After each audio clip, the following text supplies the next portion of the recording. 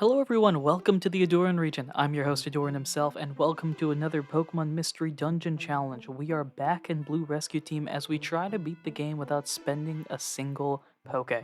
I did the personality quiz legitimately this time and ended up with this Pokemon right about here, Psyduck. Very fun. Go ahead and leave down what your normal starter is in the comment section down below, and while you're down there, leave a like, comment, subscribe, do all those wonderful things that you ought to do in supporting a YouTube channel because your support directly leads to these type of videos coming out. So thank you again, and let's get into it. I was gonna name my partner Sparky. That seemed too on the nose, and so I decided to go with a franchise that I have been obsessed with recently, Conan, not the late night host. Go ahead and leave your guesses of what Conan I'm talking about in the description down below. If you look at prior videos, especially the Ace Attorney series, that's a slight hint towards it. You have a gist of what Conan I'm talking about here. Let's get into the challenge. As we're about to go into Tiny Woods here, my name is Ahdurin, which I can't spell correctly, but you know, what are you going to do? This is a standard challenge, standard run through, which is why I didn't want to choose any special starter or add any special effects or glitches or cheat codes or anything like that. Standard run, because I wanted to make this as close to realistic as possible on the rare instance you wanted to do the thing with me, or after me, I guess in this case, since the video is coming out. Do I recommend it? Well, wait and see.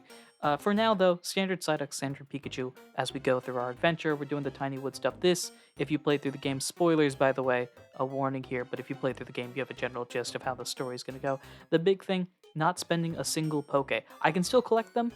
Out of habit, I do collect them, but I can't buy anything anywhere.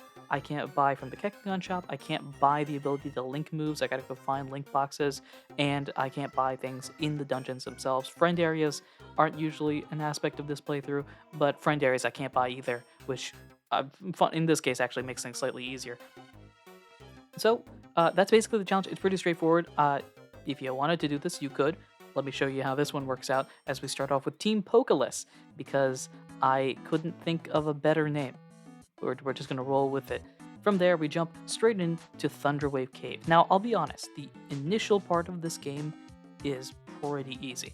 I mean, Oran berries, Pecha berries, all of the standard items, blast seeds, they're all available. Gravel rocks as well, which are incredibly effective in the early part of the game. And as you'll see, they're pretty effective throughout the entirety of this run, especially early on, though. And our moves are powerful enough.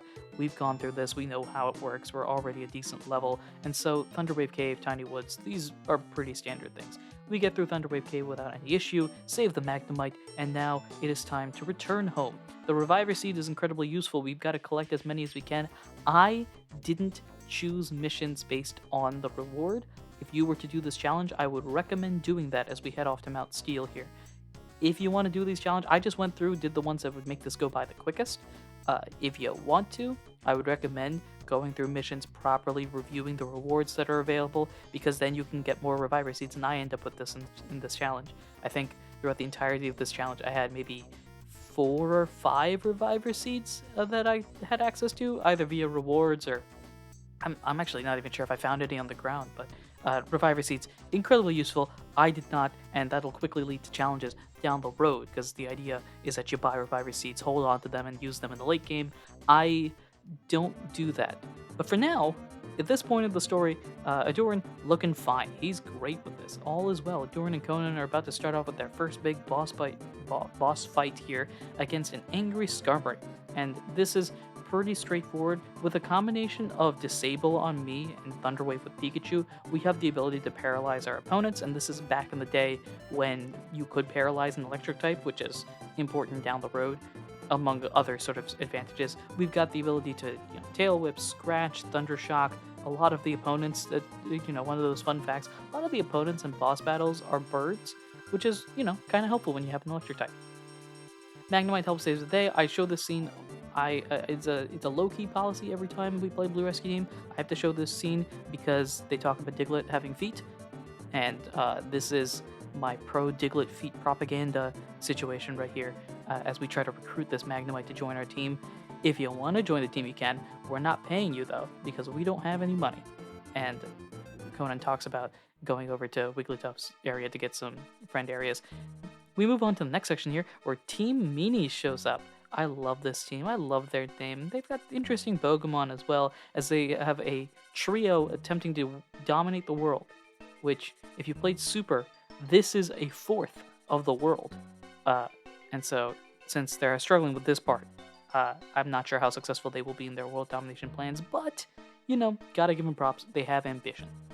A couple days later, Caterpie's like, hey, my Metapod is stuck in a forest, and we're like, cool. Team Meanies is also like, cool, and now it's a race to the end of Sinister Woods. So named, and I love the fact that it has 13 floors, because of course it does. That's unlucky, at least in most US and European countries, I think.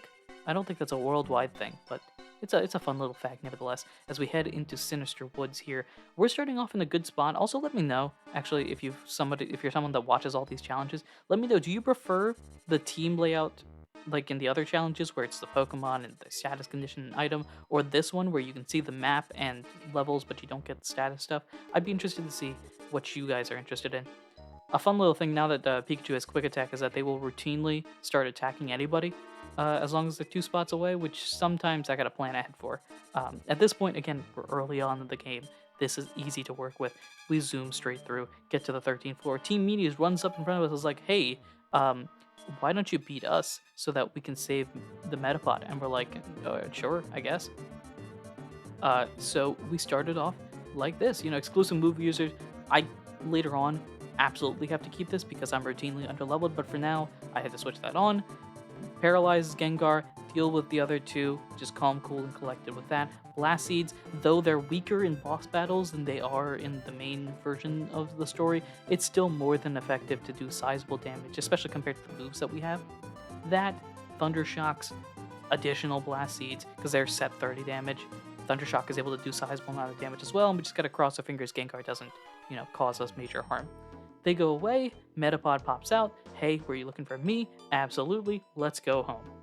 All is great and well, and in a perfect example of what our story is like, they don't give us a reward, which honestly might be for the best. Let's transition over as they shift out over there. Let's transition over to the next part of the story, the next morning.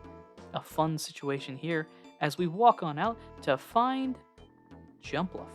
There was a flashback sequence that I didn't actually show earlier on where Jumpluff's friend, Jumpluff, was stuck in the Silent Chasm. So it's now our job, because Shiftry hasn't come back, to go save them. And I don't think Jumpluff gives me a reward either, now that I think about it. So, let's move. Come on, let's go. And away we go to the Silent Chasm. I always, for some reason, think of the Silent Chasm as underground, despite the fact that it's clearly high up in the mountains here. Also, there's a dangerous monster in there. Conan's trying to get out of it. I don't fall for it because, timing, speed run strats, you know how it goes. And time to go into Silent Chasm. Silent Chasm, you're listening to the music right now. It's got some nice music, I'm not going to lie. There's a lot of music in the Mystery Dungeon games that are great. This is a perfect example of it. Speaking of, Shiftry saved the Jumpluff. It just took a week for some reason. And also, here comes Zapdos. That's fun. Zapdos is like, nah, if you want to save Shiftry now, climb a different mountain. And we head to that mountain to go climb it. Again, at this point in the run, not having Poké isn't that big of a deal. The only boss battle that we've had to fight, well, we fought in 2, was a Skarmory, which is pretty easy, and Team Meanies, which is more difficult because there's more folks, but not too complicated, at least in this early part. This is the first boss battle that's going to potentially give us some issues, especially with me being a water type, the electric type moves being neutral effectiveness as opposed to super effective against Zapdos. But zoom on throughout the dungeon as well, because a lot of Pokemon have Lightning Rod as an ability, had to switch off the electric moves on Pikachu, but ultimately, nothing too complicated here. The Ampharos isn't nearly as big of a threat here. I'm also holding a couple of the Reviver Seeds that we've had so far. I believe at this point in the run, I hadn't used any yet. That will quickly change, though not at this point yet, as we're able to defeat the Clygars and the Ampharoses. I still have Water Spout as well. Or Water Sprout. There you go. Partly because Psyduck, learned this after the fact, does not have a very good moveset. Well diverse, not many stab things. Also, there's Pikachu trying to, quick attack from a distance, as they tend to do. And we zoom on up to the peak here. This, I think, is the only boss battle where your partner jumps up in front in this game, which is not ideal. when you want to, buy time and force the opponent to come to you. I also don't help by running in the complete opposite direction here. But it's time for attacks here. Thunder Shocks, which will do sizable amount of damage. We disable because we can paralyze electric types, and from here, just start spamming moves. At this point as well, because of how Pikachu and I attack, I've got a power band, partner's got a special band, both boosting up those specific type of moves, making them slightly more better than they can be. Uh, and we're able to be successful. This also is a fun part. I don't remember if Gates or Super does this, but it's cool that they give experience for boss battles here. It's not cool that they don't give it in Explorers of Sky, which is its own. Love the games. One tiny little detail that I would change. Also, that might be me just wanting more levels. So, you know how it is. Anyway, we're a human. Alakazam has an idea about talking to this guy named Zatu who could help us out. Though Alakazam is potentially keeping some secrets from us. He's not telling us the whole story here, or at least that's what Charizard thinks. Alakazam keeps the secret in his head. As we head to the Grand Canyon, and on top of the Grand Canyon is where Zatu lives. Grand Canyon also has got fantastic music, as you can hear right over here. Also got some Pokemon that we got to deal with, as you might expect. I keep switching back and forth. At a certain point, I'm going to eventually keep it the exclusive move user on. Also, throughout this entire run, though I don't do it there, I've been feeding my partner a bunch of gummies because we need any advantages we can get, and the IQ skills on the partner help a lot more than IQ skills on yourself, because a lot of it is designed for AI, I guess, the NPC computer system, CPU version of the story to be a little bit better, for the partner to be a little bit more effective than normal. Zatu, able to guess who we are and what we're doing by staring to the sun all day. Turns out, us being a human turning into a Pokemon and the world being boomed, turns out it's connected and the unthinkable is coming, and overhearing us is Gengar. This isn't going to turn out bad at all. As we go to the next day, where Zatu kind of scares both of us. Also, there's a little bit of commotion inside the town square, and it turns out they're sharing a story about Ninetales. Now, I don't show the story in this video here because this assumes that you played through the game, but effectively, there was a human way back when with a Gardevoir partner that was pulling on this Ninetales tail, and so they cursed the human, but then Gardevoir took the curse instead, thus leading to a situation where if the human shows up as a Pokemon, then everything goes downhill. We seem to be a human. That hopefully isn't unrelated. Also, we're having dreams about Gardevoir this entire time. Hopefully that's unrelated. Turns out they're explaining the story here. Someone's talking. Apparently that Ninetales legend is true, and Caterpie's scared about who's telling the story, because who is it? None other than Gengar, who's like, bro, did you know there's a human here? It's wild. Apparently the world going boom and the human are connected. It's crazy. All you gotta do though is just get rid of the human. Right, Ahdurin? And they turn to us. And it's us. And everyone, because I'm not 100% sure if I'm not the human, they all decide to attack us. Well, Lombre tries, fails, and we just run. Rather than show the cutscene, I'm just gonna pretend we just ran straight to Lapis Cave on the other side of the continent, because that seems more fun. We've been running apparently nonstop for weeks on end, and run straight into the cave as they seem to be chasing after us. So, Lapis Cave. This is the final of the dungeons that I would consider easy. From this point forward, things get complicated. Lapis Cave, the last time I think I did a playthrough with even in Lapis Cave I was messing up. Fury Swipes kind of doesn't help either, as I've been, if you've seen previous channels, Fury Swipe's multi-hit moves in these games are the bane of my existence because they make a Pokemon that isn't a threat turn into a threat. But Lapis Cave, ultimately, not too much of an issue. Now we get into the real difficult stuff. We're starting to get into the complicated situations, and I don't have a lot of Reviver Seeds. I do have a lot of Oran Berries, which is what our game plan is going forward as we enter into Mount Blaze. Now, Mount Blaze, in and of itself, big fireplace. Normally, very good for a water type. Downside is, I don't have any water type moves because Psyduck's Learn set isn't great. I've got Confusion at this point, I've got Scratch, I've got Tail Whip, I've got Disable, I think. Those are my 4 moves. Not ideal when you're in a fireplace, but able to get through the original dungeon.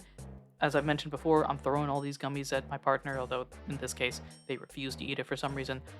Trying to get their IQ skills a little bit higher. You can see their list is pretty large.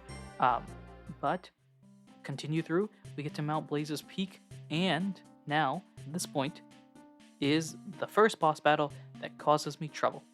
Moltres shows up and is like, hey, why are you here? You're not supposed to be here. Neither of you are fire types. Get out, or I'll throw you out. And we're like, help. So, time to fight.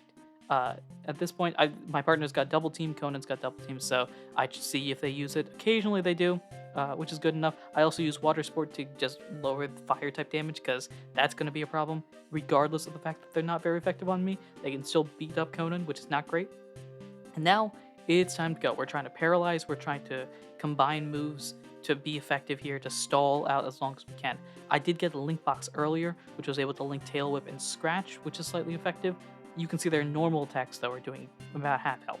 So we are just crossing our fingers that they don't get paralyzed and use a move on us, lowering their defense, using physical moves for us, super effective special moves with my partner, get close to fainting, but not quite. I take a risk here, which I eat the orange berry actually. Take a risk though by not guaranteeing the pause, which in this case seems to have worked out. But despite all of that, water sports affect fading. Probably should have used the water sport again as they recover. Ember knocks us out completely. Yeah, so complicated stuff. Also, my reviver seeds, non-existent because I used them up earlier. Like I said, dungeon's starting to get a little bit more complicated. I'm definitely underleveled. Second attempt now. The strategy in this one is pretty similar, though I am making sure that fire moves are weakened by water spout consistently, and I'm making sure that we've always got an opportunity to paralyze Moltres if they aren't paralyzed. Lucky miss there, the Disable followed by Thundershock. Disable, I believe, has a better accuracy than Thunderwave, which is why I tend to be the one that paralyzes things. It's also better for me to be the strategist and the partner be the just hardcore attack.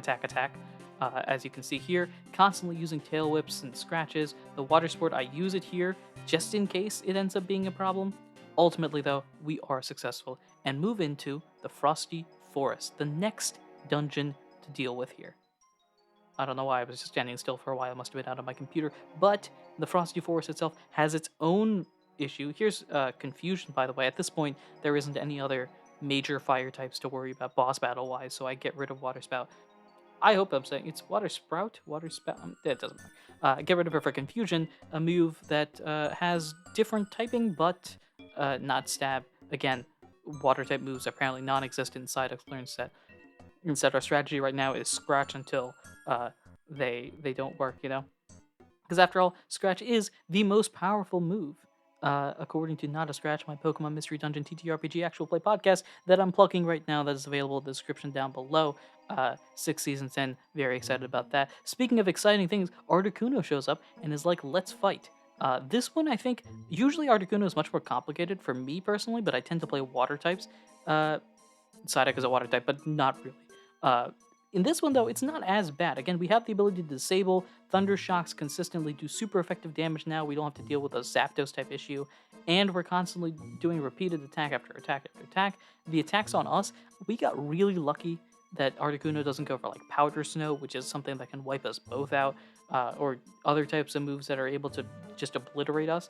And after a long, complicated, attacking-filled battle, agility is normally something that really messes with us, but eat the orange berry here, cross our fingers that we can get the paralysis. It doesn't work. They don't attack us with an actual attack, which is incredibly helpful for some reason. Don't know why they did that. Completely cool with it, though. As we get back to our normal strategy of attacking back and forth, consistent tail whips here. We're almost out of power points. Recover from paralysis. Again, doesn't go for a move. Disable. I don't know why my partner didn't go there, but we're able to finish it off with a tail whip scratch combination. We have a little dream sequence with Gardevoir, who shows up and is like, hey, you're almost there with Ninetales. They're at the top of Mount Freeze. You don't even have to fight them. It's great. And we have a little heart-to-heart here. Absol has to stay off because I don't even think we have any Reviver Seeds, but just for convenience sake, Absol stays off. Besides, Absol, fantastic Pokemon. Love it. At this point in the game, not the best partner. Love Absol. If we were able to mold Absol from scratch, it'd be great.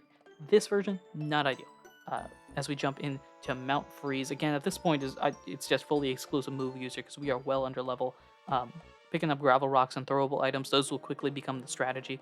As you can see here, Glalie being Glalie. I believe Glalie are the only ones in the top section of Mount Freeze, or they might be one of only a couple Pokemon.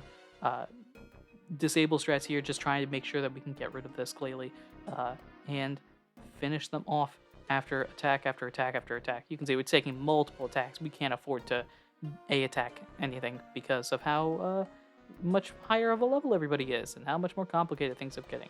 Um, I could have gotten a lot more Poké just in general had I walked around, but I didn't. And we go up to Mount Freeze. Ninetales says, "Hey, you're not the human. You're good." Alakazam's team is there, and after hearing that information, immediately does an interview, which is really helpful in about 2 minutes. But right now, we turn back and we show up in Pokemon Square like the victors have returned. The kings were innocent. Gengar's like, "Do you have proof?" And Conan's like, "Oh, darn, I forgot the proof. We should have gotten the proof." And then shout out the goat. After these folks are like, "Hey, I don't want to attack them because I'm tired. They helped us. This seems ridiculous." And then Pelipper shows up, the GOAT, with newsletters, full interviews, talking with Ninetales, talking with Team ACT, Team ACT, whatever you want to call it. Fully vindicated. Gengar runs up north, which is a dead end, so good luck, Gengar. And it's time for us to get back to business. To wake up in a bed. Oof, I'm feeling refreshed. Just a quote earlier in this game, Pelipper's delivering mail at this point. All's well that ends well, except for the whole Groudon thing that Team ACT went to. Hopefully we don't have to deal with that, he says, knowing that we have to deal with that. More earthquakes, more problematic situations, and in fact, a little bit later, plot issues come. I forgot, because I always forget, this little side quest. So yeah, Uproar Forest. This is a side quest. This introduces fun little mechanics as well as we jump into Uproar Forest to save those two Wynuts and Wobbuffets, save them from a bunch of Mankey that are disrupting the forest and their home. It is time for us to proceed forward. Continue with Uproar Forest here. This is a step down. It is not as difficult as Mount Freeze. It's not, it's not even Mount Blaze worthy. It might be Lapis Cave or something like that in terms of level of difficulty here, as we struggle to get good video quality. Ultimately, we're actually decently leveled for this, so it's just a matter of making sure that we can get through and getting to the boss battle at the very end. There's a lot of grass types, which isn't great, but a lot of them don't end up using grass type moves. Like the worst thing we have to worry about is Bide, which can be complicated, but luckily we don't have to deal with that too much, and there's an easy way to avoid it. Just, run back and forth or just don't hit the opponent, use status moves, whatever that works. Get to the end of the floor, there's 3 Mankeys here that are like, "Hey, we see your face. You're ugly. Let's fight." That's apparently their strategy here. Not ideal. And plus, we've literally ran across the continent and back, so I think we can win. And double team just for effect here. I go for confusion because I think I'm gonna flex on them, I guess. I don't know. It's not the best move. I probably could have gone for a physical move, but decide, you know what? Why not? At this point, Conan's taking care of half of them. Confusion, Thundershock, knockout, game, set, match. Now, they come back. We're going to fix the base up, but in order to do so, we've got to collect multiple chestnuts. Like 90% of the runs, you collect 1 chestnut on the 9th floor, and you got to come back and collect a second one. I show this floor, which is floor 8, even though the chestnuts are only available on floor 9. I show this floor because this floor shows the epitome of what a Pokemon escape room is. The Pokemon escape room is something that's existed for a long time. It's a monster house. These are the things that Pokemon fans, Mystery Dungeon fans, fear the most. It is what your worst nightmare is. When you walk into a room, see a Poké or TMs and wonderful little gifts, and then realize that monsters, pocket monsters, are falling from the sky as they come at you, trying to defeat you, dozens of them, aiming to take your soul away. This was probably more dramatic than it had to be, but honestly, that's what I think of when I think of monster houses. They are not fun. We're going through a monster house of ourselves here. We try our hardest. When I say we try our hardest, I'm using disable strategies. I'm having Pikachu just bombard opponents with everything, just paralyzing as many different people as we can. We level up in the process, trying to get through the dungeon as survival is now the name of the game. Forget the chestnut. Can we move out of here? There's a Nuzleaf in the back as well. Didn't even realize that. We got 12 Mankeys, 14 grass types, and a Partridge and a Pear Tree, so we're trying to just figure out a way to get past things. We are almost successful, which kind of spoils the ending of this here, as Conan's at literally 1 health point right now. Almost successful, but I take the risk here, unable to knock him out and they knock me out instead. Somehow Conan survives this one. So we gotta try it again. This second time, though, no monster houses. This is the first dungeon that can introduce monster houses, which is why I mentioned it. And ultimately, we're able to get that second chestnut, meaning that after the mail delivery here, just kind of going through a little bit of that stuff, uh, I walk out for some reason, head back in, save the game, and now we're gonna feed Mankey some chestnuts, which apparently motivate them to build a house. As you can see here, chestnut number 1, chomp chomp, and we get a little bit better. And then chestnut number 2, same dialogue, chop chop. And now we have the house, the greatest house that you will ever see, the epitome of our base. It's got a likeness to us, all right, Conan, because it's us. A beautiful resemblance of what having no Poké looks like. Despite having $0 in our name, ignore the bank account. Despite that, everything is great except Mankey tried to destroy it because we're not feeding them chestnuts anymore. We run them off. They go back to the forest. There's actual chestnuts there. Look at the inside of our base too. Fantastic. And now, time to get back to normal business. Earthquakes haven't even been a thing anymore. I assume ACT have solved the problems. Great. Time to go do regular missions. And we zoom on from there. Except more earthquakes. And Lombre shows up. And I pretend to cut to the next scene here, where it turns out that makeshift team that was made to help save ACT got defeated the very next day. So not ideal. This is a dangerous moment. Gengar shows up and is like, hey, don't even try. The world's over. Boo, you stink. All the other guild members are like, boo, this is not going to be fun. Gengar's like, this is time to give up. And then we're like, nah, let's go save them because I need to progress with the story. And so let us proceed with the story nevertheless. Why am I sounding like some sort of motivational speaker here? Conan's a motivational speaker here, as Conan, through the power of words, talk no jutsu as it is from Naruto, motivates 3 fainted Pokemon to get back up and fight again, motivates a crowd of folks to join in the army to save Team ACT and or defeat Groudon, though I don't know how many of these folks know about Groudon exactly. But it's time to get prepared and move over to Magma Cavern. This and Sky Tower, this Sky Tower were impossible. This is such, oh my gosh, you do not know the struggles that I had here. Number 1, I only have, I think, 2 Reviver Seeds. Both of them are used in the dungeon itself. It was not great. I am well underleveled. I don't have the type advantages. In fact, let's just show a montage of problematic situations. Whether it's Nidokings, whether it's problems like this where monster houses show up, and we all know how much I love those. Despite the success getting through that, we jump over to the next scene where Poison is unable to, I'm unable to get rid of the poison before we eventually lose health, can't even get to the stairs. Or maybe it's 2 Nidoqueens this time. Instead of 2 Nidokings, it's 2 Nidoqueens that despite being able to beat this first one here, we go down against the second one, just unable to be successful against this one here.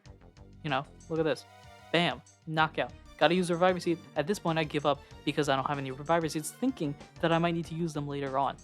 Speaking of later on attempt number 4 here, Nidokings double kick gets rid of both of our Reviver Seeds, and then we walk forward to see even more Nidoqueens because they're coming at us in waves. Later on, we get a little bit more successful. We get to floor 19 when Grimer shows up. Also, I've been using Ginseng to try to, I don't know if I'm pronouncing that right, to boost up my moves. I actually get a +3 to my Dig, which I think is going to make this run perfect. By the way, I learned Dig via TM.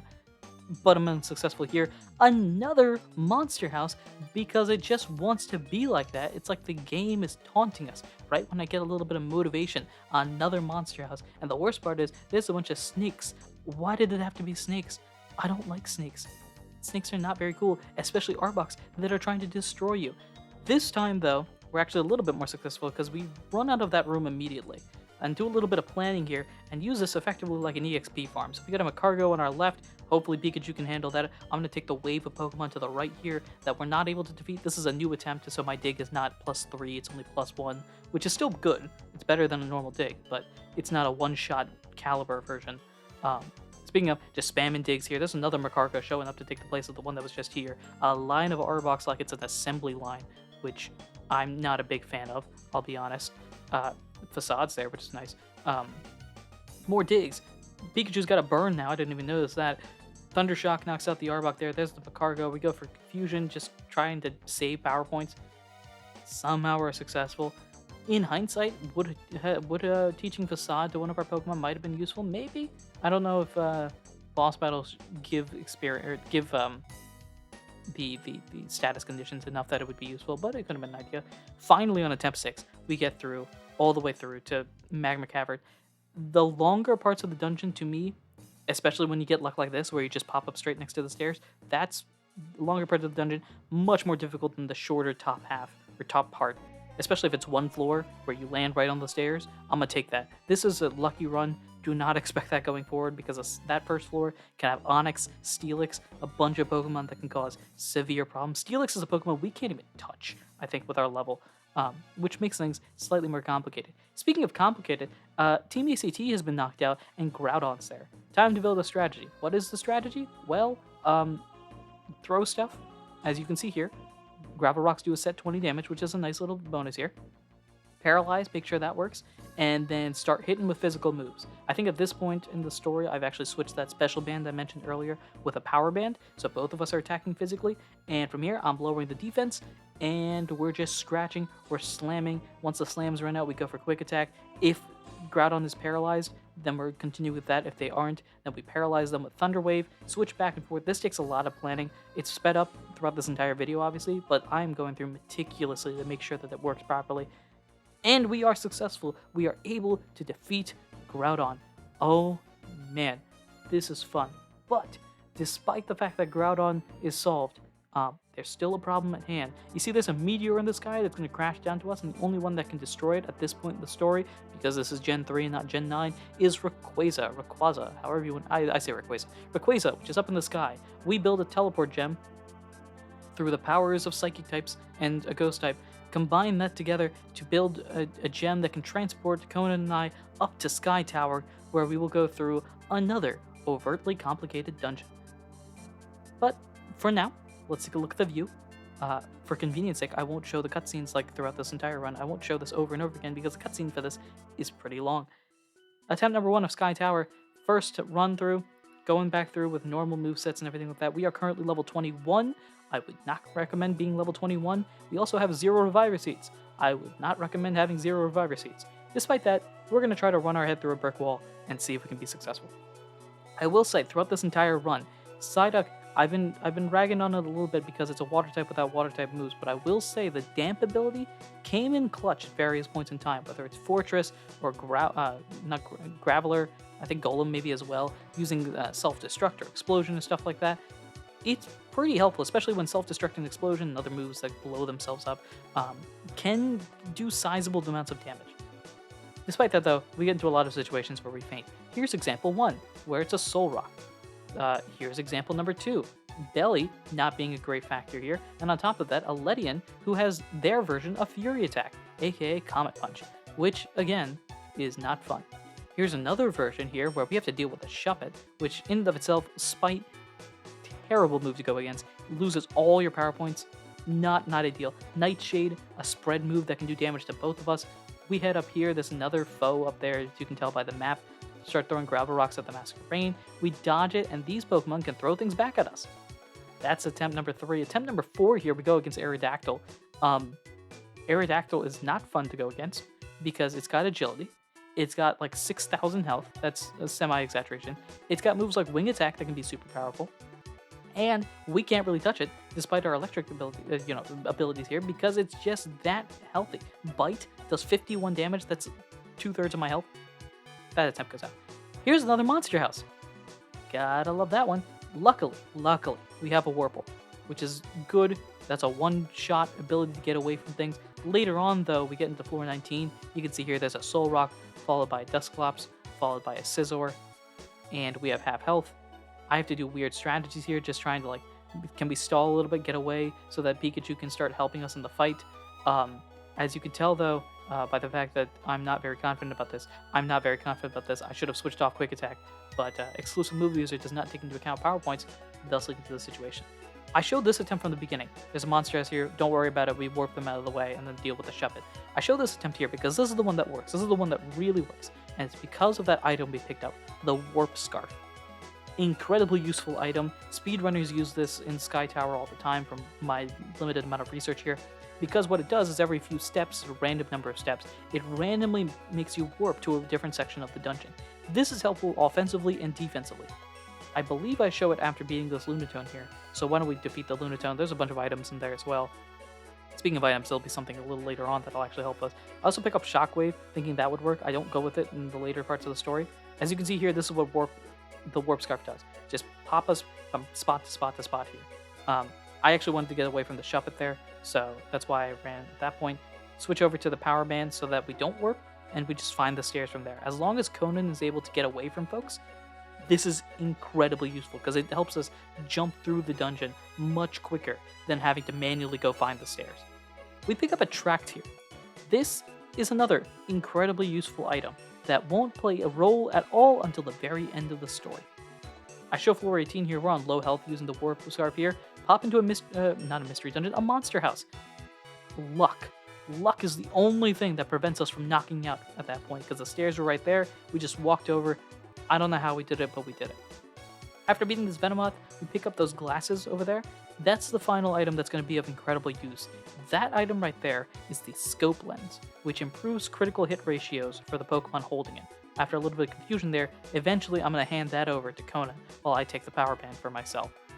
This is going to be really useful for the boss battle that'll be happening in a little bit. For now, though, the 25th floor here, Warp Scarf my way after bouncing around a little bit, pick up that apple for no real reason, pick up the gummy for no particular reason, and bam, get to the stairs. Again, the Warp Scarf, really helpful.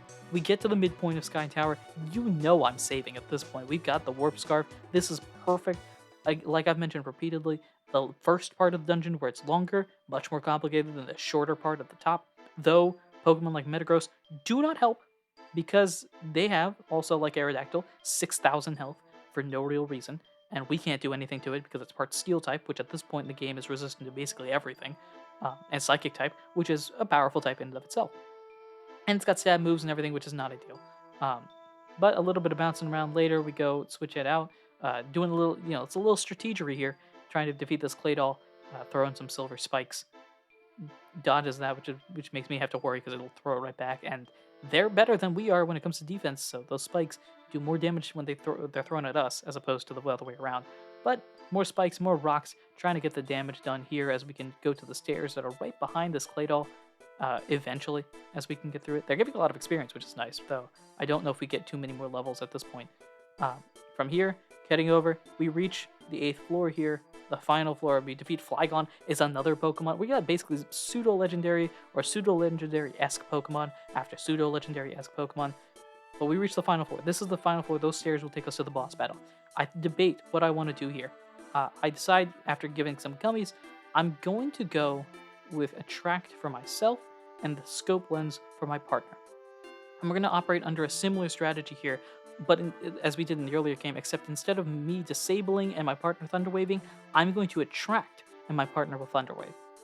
So that way we can get two different types of status conditions that prevent the opponent from doing anything at all. After a little bit of healing from walking back and forth here, we proceed forward. Going to fight Rayquaza, unsurprisingly.